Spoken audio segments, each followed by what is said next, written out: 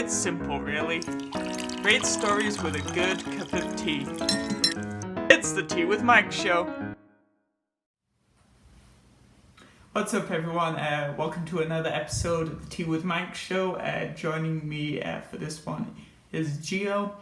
This episode really focuses on the topic of mental health and public speaking, and also how the two intertwine. So as always, grab a cup of tea, sit back, and enjoy. Let's go. All right, guys, welcome to another episode of the Tea with Mike show. Joining me for this one is Gio. Welcome to Tea with Mike.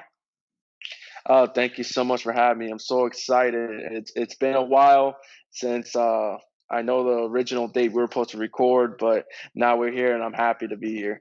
Likewise, man, super excited. You know how life is, how crazy 2020 is, and then I was moving house, and then had a foot injury, and just life, right?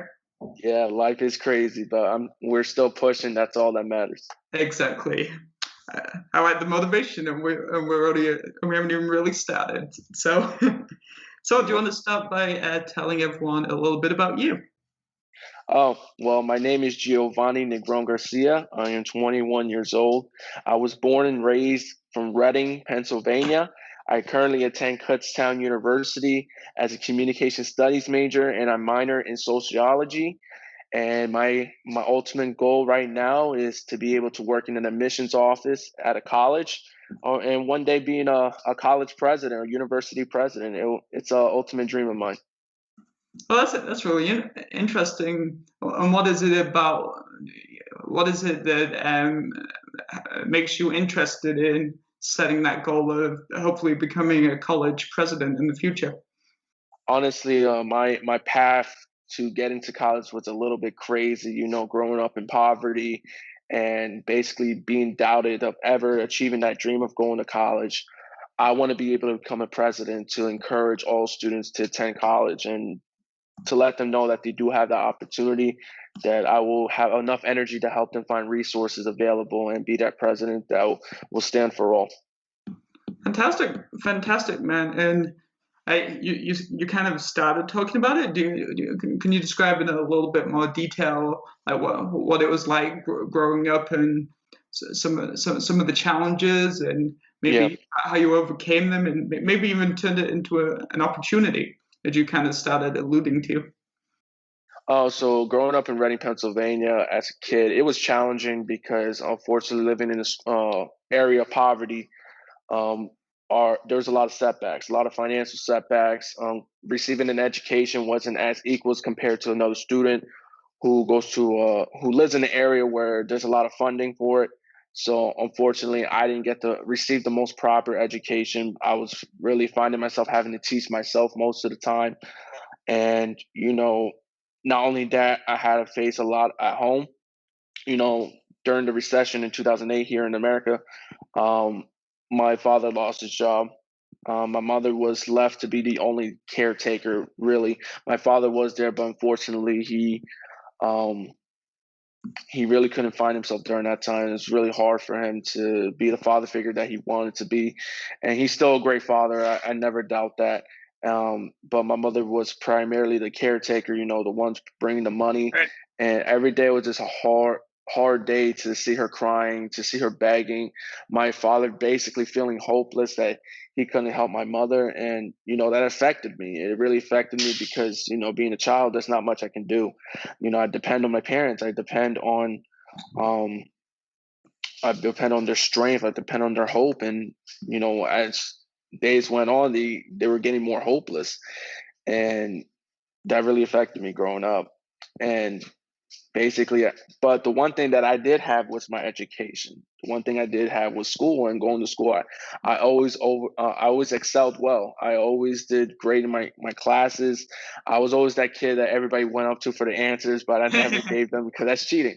But I always excelled at school, and I always wanted an education. And I said to myself at a very early age, I want to go to school for free. I want to go to school where my mom and dad do not have to worry about paying a dime. And I'm more than fortunate enough to attend Kutztown University with a tuition-free scholarship. And it was just a huge journey, with restless nights, having to attend after school activities, having getting to travel when it's paid for. I had to earn all those opportunities. I just knew at a very early stage in my life I had to earn everything. I just couldn't depend on many people. I had to depend on myself my my grit, really.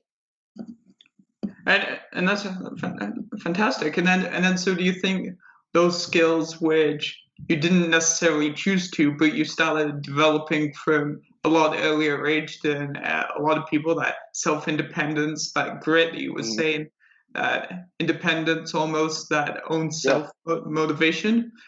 Do yeah. you think those attributes helping you if we fast forward to being in college today in 2020? Oh, most definitely. I mean, right now we're facing difficult times where we're online learning, and but I think the motivation now is knowing that independence that I have in me, knowing that grit. I know I have to finish if I plan to achieve that dream of getting to graduate school, earning my doctorate one day, and becoming that admissions counselor to one day becoming a university president, a college president. Um, there's a lot of motivation I have to summon within myself. Um, it's like how I say, I can get up in the morning and not log on to class, or I can log on to class, continue getting educated, finish my work, finish the steps that I need to, and just get it over with. And honestly, I know right now a lot of people don't like online learning. I do not like it, but it's what's available, and that's what I have to just ride with. Fantastic. Not that anybody would choose a challenging childhood, but it's correct me if I'm wrong, but it's probably helped you with the current pandemic Oh, situation, because you've already most got this definitely. self independence and the resiliency and the grit, as you described earlier, to keep pursuing your goal. Exactly. I just have no stopping me. I just love to keep going. I have very little excuses why I can't succeed. It's either just adapt or fail at that point, and I choose to adapt always. Fantastic, fantastic, man. And then so we kind of touched on your childhood, and now you're currently studying communication studies. And then so I know another big aspect of your life is motivational speaking. And Yes, I believe you started motivational speaking when you were 15, correct? yes. I started very early. So what? So Yeah. an easy question right off the back is, what inspired you to become a motivational speaker? What inspired me is that I personally needed to become the person I needed as a child. What inspired me was that my peers that surrounded me all wanted the same thing, all thought the same way, and we felt like we were trapped in this bubble. And I wanted to inspire my peers to understand that they can leave this bubble, that they can achieve anything that they want to. And no matter what circumstances that you're facing, it is possible to overcome that situation and create a new one for yourself, that you're going to love yourself and you're going to find yourself. And I discovered that at an early age because, growing up big, I was bullied for it. I wasn't the most fastest kid in class. I can say I sucked at math, and that's that. I wasn't I the sucked at. fastest kid in class either, don't worry.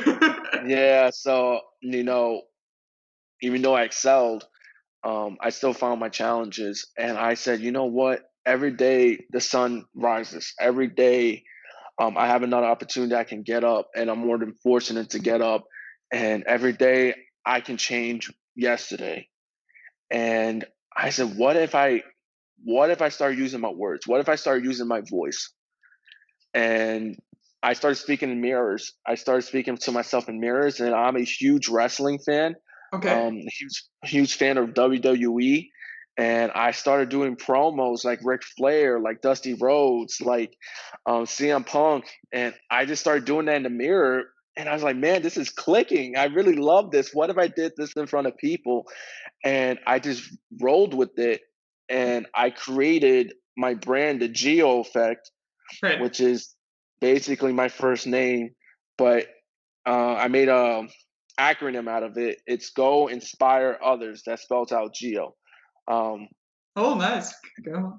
And I just rolled with it, and it just became something so big. It's it's very ironic. I created the name in math class. My math teacher was a huge supporter of me, Amber Lynn Marshall of Reading School District. She was a huge supporter of me, and it just went on to inspiring over 6,500 people. I'm 21 now, and we're still inspiring. It's mind blowing to think about it. It started so early. Yeah. It's also mind blowing because you've still got lots of time to keep growing and to keep building on the foundations and what you've been learning on your journey so far. Yes, and I think I'm very fortunate. I got a lot of years ahead of me. I'm eating more healthier so I can secure that, and doing more exercise again so I can live out those dreams. Yes. Awesome. Yeah, I just joined a gym a couple of weeks ago because it's always been something that I've thought about doing, but I always got really too busy working and back when I was in college and stuff. But now that I have a bit more work-life balance, I decided to put some of my hard-earned dollars into trying to find that balance. And I've only been to one session, and I got a bunch of homework for it, but it definitely makes you feel better. Definitely, most definitely. It helps me sleep at night, if anything. Awesome. So then, so how did you create? What was the first event that you ever spoke at, and how did you create that opportunity?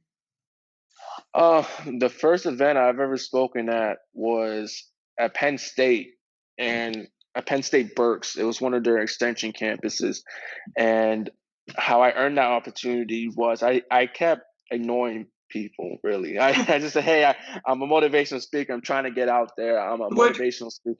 the word you're And looking for is perseverance. You were persistent in your persevere. goal. Yeah. Yes. I was persistent, but it got annoying to some people. I just kept being persistent, and uh, and then Mr. Joe Webb, who worked at Penn State Berks, he said, "Hey, I'm going to give you a chance. I would love for you to speak for my incoming class of freshmen that's coming to Penn State Berks." Now, at the time, it didn't make sense because I was approaching my senior year of high school, so and then I had to go give a pep talk to incoming freshmen, and I said, "You know what? I'm going to go make it work. I'm going to go make it work, and it's going to be great." So when I went there, I gave my speech, I told my life story, I gave my message, and the whole freshman class was clapping. They were inspired, they were motivated. And then I asked them, "Hey, how old do you think I am?" And at the time, I was 17. And everybody kept getting, "Oh, you're 26 years old, you're 30." And I was like, "How old do I really look?" And I told them I was 17. They were very shocked. Um, a lot of them, I got in contact with a lot of them, and it really just motivated me from there. Even though it was just a crowd of 24 people, Nothing to it's most better people. than none. Yeah, most people never speak to 24 people. Nothing wrong with that. Nothing wrong with that. I was very grateful of that. Also, awesome. And so, what's the biggest amount of people that you've ever spoken to at one time? The most people, the most people I've ever spoken to at one time was 200, and that was mind blowing. It really caught my eye, and I was in the moment. I was definitely in the moment. I know I was senior class president from Reading High School and class of 2017, and I believe there was more than 600, 700 people there. Oh, wow. But that was a class speech. I mean, it was still motivational, so I could say that one was technically my biggest speaking engagement. Technically, I was forced to speak anyway, but but um, I could say that one. Fantastic. So I know I would find it I like to talk. I like to talk to people, but I think I would still find it very nerve-wracking, Yeah, talking to large amounts of people whilst trying to deliver a compelling message that impacts other people. So do you ever get anxious when you're delivering motivational speeches? Always. It's always happens before the nerves start kicking in. But the thing is, I think what's great about motivation speaking is you can create a character. And that's the one thing I love about wrestling. You can create your own character. You can do that tough guy talk. But when I do my speaking engagements, I basically become this new person. The story is real. The story is mine, but it's as if I'm speaking it through someone else's eyes, through someone else's voice. And I don't know if you've seen my on my podcast with Pizza Time Chronicles, with me dressing in a pizza hoodie and cloud goggles and a I Kango saw some hat. pictures kicking around. Yeah, Pictures and of that's me becoming another character, and I'm able to do that, and that pretty much knocks out the nerves because they're seeing a whole different person. They're not seeing, well, they are seeing Gio and his personality, but they're seeing that character that I wanted to portray. Awesome, man. And do you get the same nerves if you're speaking to 24 people, all the way up to 800 people? Is it always the same nerves, or is it different? Honestly, it's crazy to think I get more nervous in smaller crowds, because you can actually see their faces. You can see Right. them individually. When you have larger crowds, like I did in graduation, there's bright lights already on you. It's pretty much blocking out the crowd. And you're pretty much in the zone, you're like, I need to do this, and you pretty much don't know. But with smaller crowds, I get more nervous for some reason. It's weird. Yes, I was actually going to make that connection next, for the very reason that you just described, how you can see each individual face and the different emotions, whether they're enjoying what they're listening to, or whether, on the flip side, whether they're not. And then also, when you see more faces, you don't know what's going on in their day, and if it's just because they're having a bad day that they're not enjoying it, etc. Exactly. Yeah. I've had, thankfully, nobody has given me a bad expression. I have not said anything that will ever offend anybody. I'm very careful with my words. I use a lot of inclusive language, and thankfully, I've always either had very attentive looks. I always make people turn off their phones Oh, before that's my very fun. speaking engagement. I do address it before my speaking engagements. Say, hey, I will not start until everybody has their phone off. And then everybody will just like be looking around and like turn it off so I can start speaking. Um, I just really, and I have this huge thing with time and energy. I'm taking a lot of my time and energy to come out to these places and start speaking. And, obviously some of these organizations, some of these schools are spending money for me to go there, and I don't want to waste their money. I don't want to waste their time and energy to put on promoting me, marketing me, for someone to come in there and just be on the phone the entire time. They could be bored. I can see it in their face, but I would rather them be in the moment. And if they learn something, if not, if they don't, they can give you feedback. And that's why I always want everybody attentive. Fantastic. And so, do you want to talk about some of the skills that you learn and even start developing, like when you do motivational speaking? Yeah. Yeah. So when it comes to the skills, I always, first it comes to practice. I still to this day practice in mirrors. I try to write out my speeches. I don't write it word for word. I kind of like outline it. Um, I put in different emotion at different points. I don't want to sound like a preacher. I want to sound like I put in the right emphasis during the right times. Um, it does take a lot of time to prepare for these things. You do not want to wing a public speaking engagement because they can read through that. But I think one of the best advice I can give to any public speaker out there is never expect the audience to know what you're going to talk about.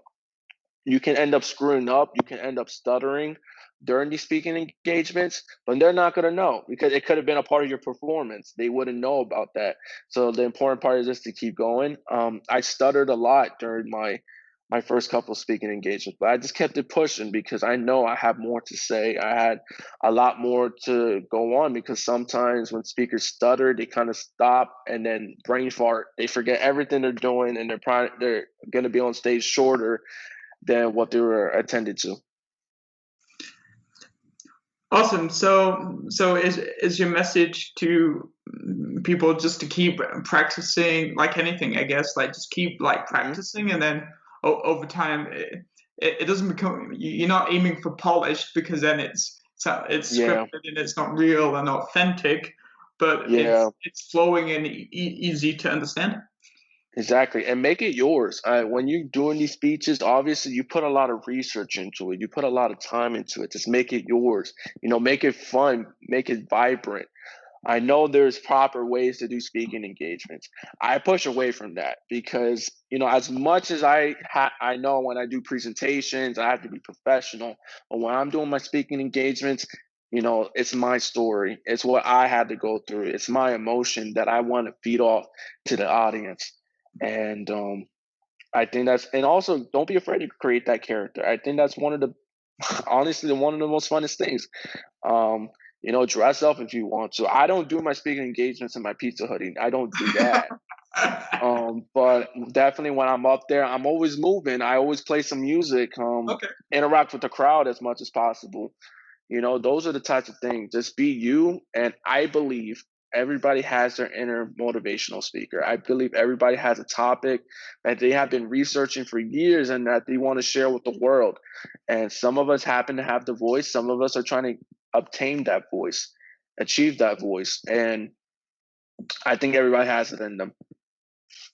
Fantastic. And then so you kind of started going into it a little bit. So kind of the energy and the crowd interaction, like, do you want to expand kind of how you use the crowd and feed off the crowd's energy? Do you take questions as you go through, or is Yep. it you speaking and then questions and answer afterward? Like, Yeah. what's your kind of structure? So when I do my speaking engagements, I always have some type of interaction. So either I will stop doing my speaking engagement, and I'll ask the crowd and say, how many of you like this? How many of you like that? How many of you want to speak right now? So I get the crowd speaking in my speaking engagement. I'll have them share their stories. I'll make sure to always crack a joke or two, get them laughing, and because it does get emotional. My speaking engagements, it does get emotional. I I bet. remember that. I remember that group that I did, a group of 200 that I spoke in front of. All I said was 3 words, and I told them, I'm going to tell you 3 words right now that are either going to make you sad, happy, or are going to make you cry. And I literally said, "You are enough." That's all I said. Half that crowd was crying because they have not been told that before. And I fed off that energy and I kept a serious tone and I delivered the message right there. I did not crack a joke. I did not want to continue because I had a lot more to say, but I ended it right there because it was perfect timing. Smart And I man. let them and I right there, boom. And then everybody was like clapping and they felt great about themselves. And that's what generated those questions after in that Q&A session. I kind of leave 15 minutes for that. Some people say they leave 10, but so many people have questions. And when you get that emotion out the crowd, when you make the crowd vulnerable, they feel like they can share with you now because I shared so much about my life, and they don't feel scared to ask a great question.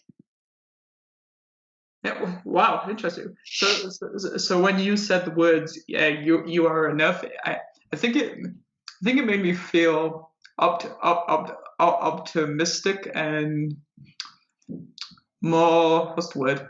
More driven to like keep going. I was like with the things I've got like going on in my life, including what we're doing now, the Tea with Mike show.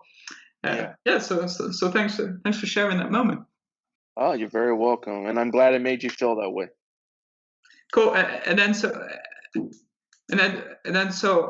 how long do you tend to speak for at any one time, or does it vary? I usually speak. Sometimes it depends on uh, the vendor, the one organizing it. They want me to share a 5 minute story, 15.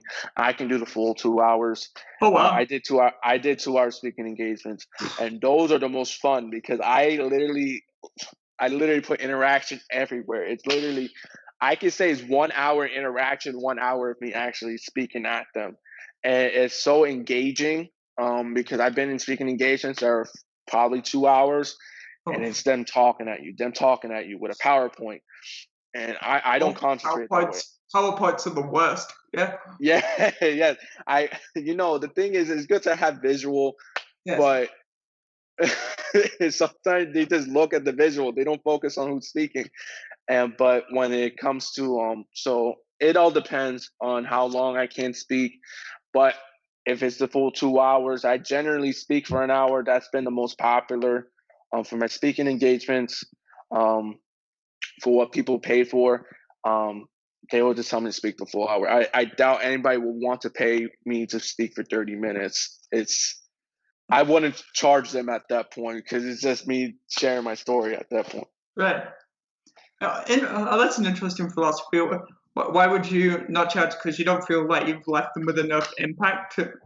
Yeah, I don't think I gave them the full experience because when you're talking to them less than an hour, there's no Q&A. There's barely a Q&A session. There's barely interaction. And it's me more talking at them at that point.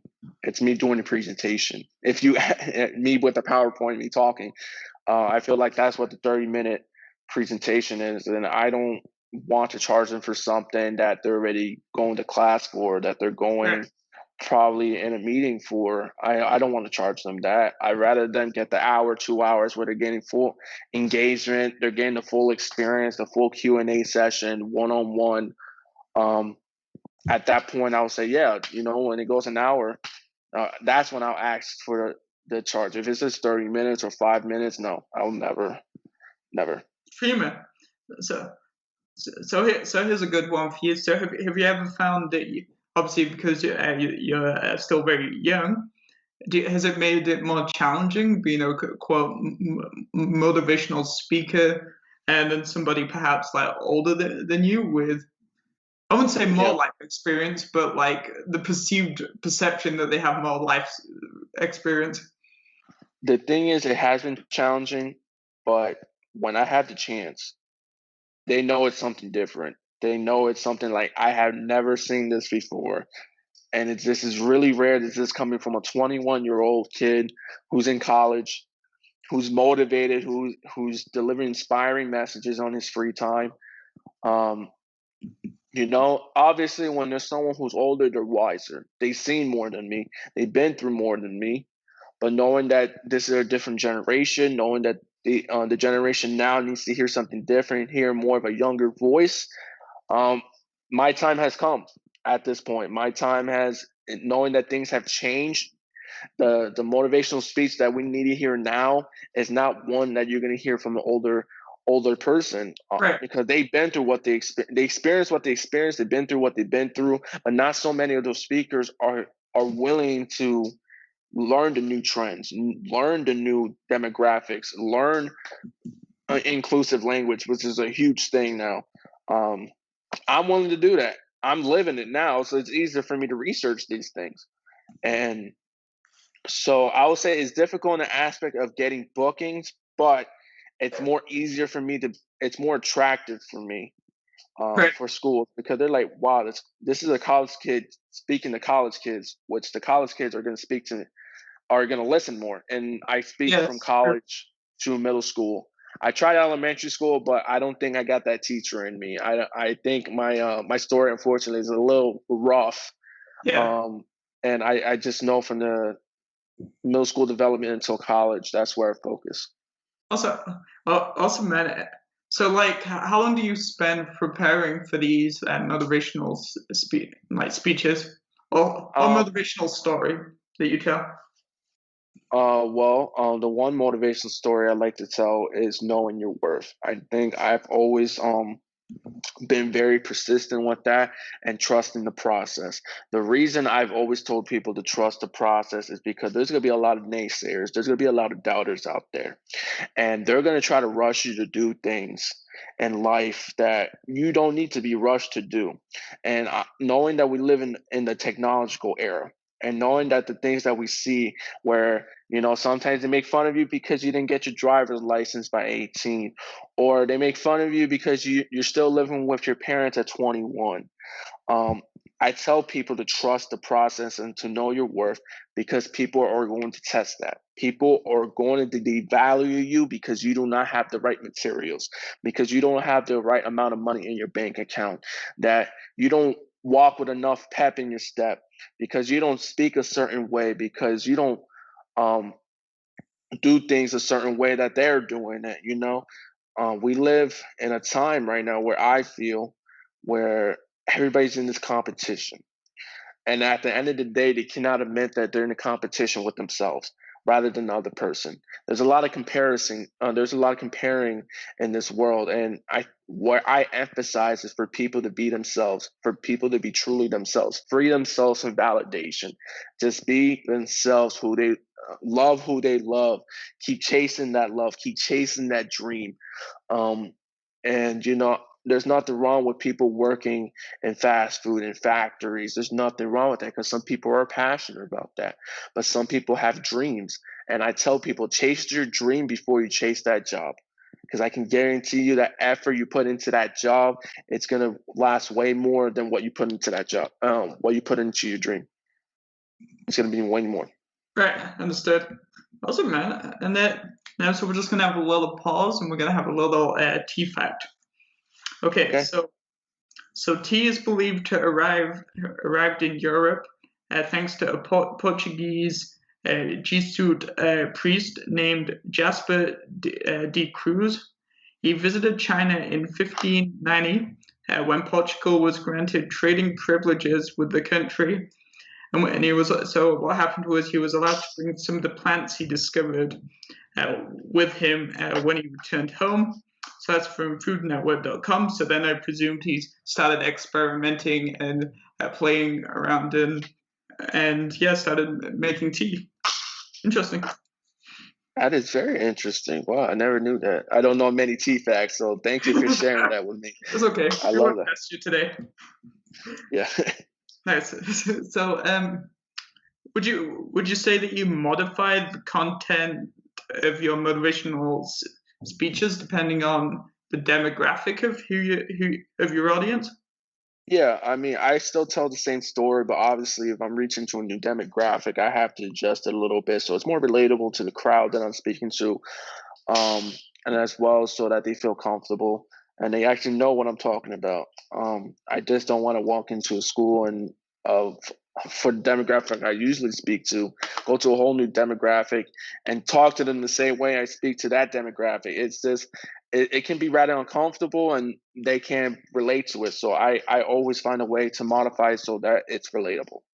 Awesome, man. And so, how many speaking gigs would you say you've done so far? I could say over 100. Oh I wow, can man. say, That's more yeah, than I I've was been. expecting. Yeah, it's been a long journey. I know I did for since 15. Yeah, it's been Okay. over 100, guarantee. Yeah, Like, have you done any outside the state of Pennsylvania? I did one in Germany. Oh, Um, cool. so I left the country completely.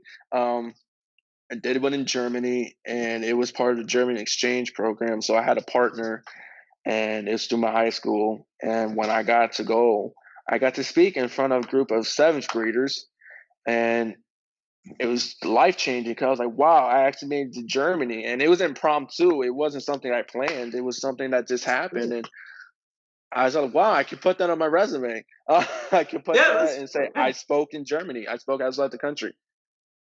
that's really cool.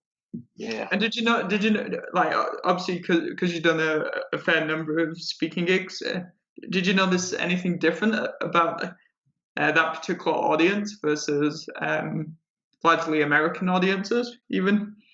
They were way more attentive and they knew a lot more than I thought they knew. In Germany, they just were very knowledgeable what's happening, very knowledgeable of the American culture and traditions, and um, they were just excited. They were just excited to see an American in their classroom. Well, I'm Puerto Rican, so um, so I could say Latin American in their classroom, and I think that was great. Also, and then, how did you adapt to that different type of audience? I mean, it had to happen quick. So I was like, listen, I gotta address this. I gotta address this crowd with a different approach. Talk to them because I didn't know if English was a dominant language in Germany at the time. Okay. So I was like, maybe should I talk a little bit slower? Maybe I should have mentioned things that are typically known in America that if I spoke to my American friend, They will know automatically. Maybe I should explain things, be more descriptive. And that's what I did. I just was more descriptive. I spoke at a slower pace, but they understood what I was saying. It's pretty crazy because I think English is one of the dominant languages in Yes, Germany. And yeah. I felt like, okay, I don't have to, I spoke, obviously I just kept being more descriptive. I think that's what it took. Awesome, man. And then maybe it was this event, or maybe it was a different event. Is there any events that stand out as the most memorable that you've spoken at? Honestly, I think my graduation. I think that was my most memorable. I think that's where I left my mark. I think, me graduating, I left the one message for everybody: just keep chasing your dream and don't stop, and don't let these stereotypes affect you. Because growing up in a city of poverty and crime, um, there's a lot of people who look down on us, especially the surrounding cities, the surrounding towns. Um, I just told them, go be you, go be free. And I think that was the one time that, not only students heard it, parents heard it, little ones heard it. And whether if they remember or not, that was the one that I said, wow, this is who I am and this is what I'm gonna do. And yeah, that was the most memorable one I had. Also, and so do you think it was the most memorable because, like, obviously, as we've been talking about your childhood and your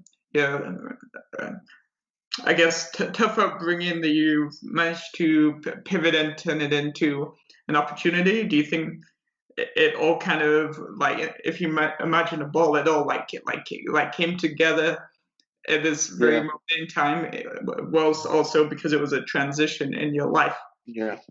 It honestly, it was a transition. It was a build up. I went through so much in my childhood, especially going through my middle school years and my high school years, and getting that full tuition scholarship, getting accepted into a Right. college, proving to myself that that I made it in this world, and that despite all my setbacks, I got to this moment where I can have my voice heard. And I will never forget one day in seventh grade when I came back home and I was crying because I was being bullied for being slow in the classroom, for also wanting to be talkative and wanting to stand out. And, my mother came in and she saw me crying. And she's like, Gio, why are you crying? And I told her why, obviously. Couldn't handle it anymore. And I promised her, because especially during those times, because we were going through that rough period, I promised her that I'm going to be the kid to give the speech at my graduation. And I did everything. Sorry, I get teary eyed. Sorry. It's I all did good. everything It's awesome. in my power for the next couple years to make sure that I was that kid to give that speech. And it happened. And the speech that I delivered that night was as perfect as it could get. And Awesome. it was just a huge journey. That's why it's so memorable. It just everything came at that moment, and then it started something new when I got to college. Awesome, man. Thank you for sharing.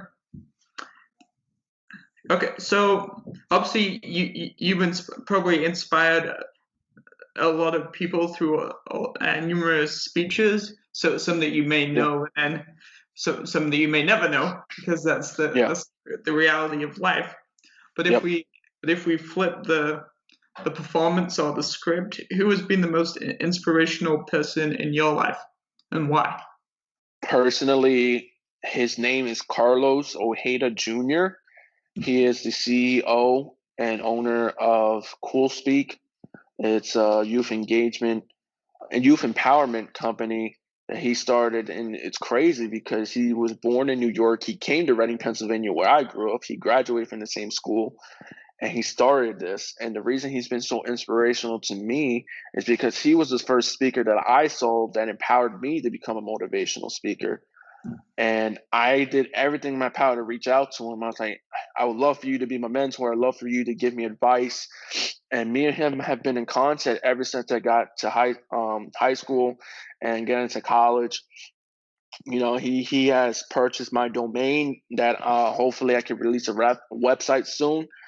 and he has just been that person to, set me straight when I need to be set straight, and just, I owe a lot to him. And honestly, another person that I would like to mention is Amberlynn Marshall. Huge inspiration to me as well, because she used to hang my quotes in her math class. She gave me all the support in the world, and obviously my family. And my family is a huge inspiration, because they proved, despite all the setbacks that we went through, that we just powered through, and we made the best opportunity for ourselves, and remained loyal to each other, and just know when everything can crash down, we can depend on each other. And there's obviously a lot of people that I want to thank, and that were inspirational to me, but those three stand out: my family, Amberlynn Marshall, and Carlos Ojeda Jr. Awesome, man. And then, so in your bio, you mentioned that you had some mental health struggles Mhm. between 2017 and 2020. Can you Yep. can you tell us in as much detail as you obviously want to go into? Can you Yeah. tell us a little bit about these, how it's maybe affected you, Yeah. and how you're working to overcome it? Overcome it. Yeah. So unfortunately, 2017, I was starting, I came out of high school, I'm starting to lose a lot of friends, a lot of the momentum that I had, it was done. I was entering a whole new atmosphere. Um, when I came to college, I wasn't liked so much, because I was kind of put on TV right away. I was given a tour guide position right away. And, I wasn't humble. I was not. I was kind of living in the moment. I felt like a celebrity. And, I just wasn't accepted. And it's because my mannerisms and how I talked and how I spoke during that time. And, I really had to humble myself. And as well, and, and that was in my freshman year. And obviously, I humbled myself. I got into a relationship during that time. And, I mean, I fortunately got cheated on my sophomore year, and that really crushed me, because I was starting to lose things that I love, and I really love this person. Unfortunately, the wrongdoing, I couldn't stand by that. But obviously, I wish them nothing but the best, and I hope they find success. And that really crushed me, because I was starting to lose positions. I was starting to lose that momentum. I was starting to lose myself, because I was wondering, does anybody love me in this world? Does anyone really care about me? Do I care about me? And it just led to a lot of stress eating, a lot of emotional eating. I gained a lot of weight. I was eating very recklessly. I was finding myself not going to sleep at all, just very depressed and bad mood constantly, and wanting to always just top myself, and always just try to top the last thing that I did. And I was just finding a lot of failures, and I just pretty much accepted life for what it was. And that's where I knew that I needed to stop, because I never accepted life for what it was. And that's where it got to 2020. I mean, I was in therapy since 2017, probably 2019, and I said, I don't need this no more. I know where I was before. I know what I had to overcome before, and this is nothing compared to that. Right. And I don't know why I'm feeling this way, because I'm not alone in this world. I got a lot of people who appreciate and love me. It's just I don't see them every day. And I did have to humble myself. I had to set myself straight, because I could not carry myself the way I was. And with the relationship things, I had to put that in the back burner. I had to focus on who Gio was, find who Gio was, free Gio for who he is, and find that energy I once had. And once I did that, it really opened my eyes, and I started losing weight. I started taking all those pounds of stress, pounds of emotional eating off my shoulders. And I am grateful for life, and I'm appreciative of life and what it brings. I'm so blessed. Um, to be where I am now. And, you know, during that depression episode, you know, I did lose myself, but I found myself in a whole new manner. And I became stronger. I became mentally stronger, more wiser, more logical with my thinking and my actions. And, you know, learned how to become a team player and knowing how to give other people opportunities rather than myself, because I can find more. But obviously, if there's a freshman coming in and I'm a senior, you got to give the freshman an opportunity. And, and this goes into another person I would like to give thanks to, Miss Irma Aguirre, the whole reason why I got tuition free scholarship, the whole reason why I'm in college. She was the one who was willing to set me straight, and she was the one who addressed me on these things. And I'm so grateful for her. Without her voice, without her presence in my life, I wouldn't again get over the episode that I was in. And just knowing that I had her while she was here in Kutztown, I give my thanks to her. And so yeah, that was my depression episode. A lot has happened, and obviously I overcame it. And like I said, just became stronger. Awesome.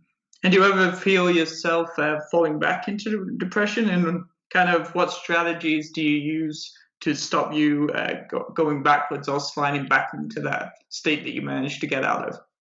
So to answer your first question, yes, I do slide back sometimes, but what I do to remind myself is I remind myself of my goals. I remind myself of my dreams and where I was.